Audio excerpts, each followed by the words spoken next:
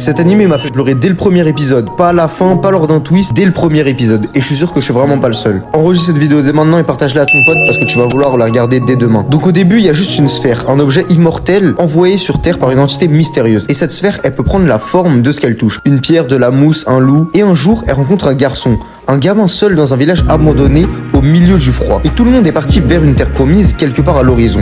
Et lui, il est resté à attendre son chien qui est parti en éclaireur et qui n'est jamais revenu. Et ce garçon, il commence à parler à la sphère. Il lui apprend des choses, il lui raconte sa vie, ses rêves, ce qu'il espère trouver au bout du chemin. Et quand il décède, la sphère, elle prend sa forme. Elle commence à marcher. Et c'est là que l'histoire, elle commence vraiment. Ce qui rend cet animé absolument unique, c'est son concept narratif. Fushi, le nom qu'il reçoit plus tard, est immortel. Il meurt et il revient.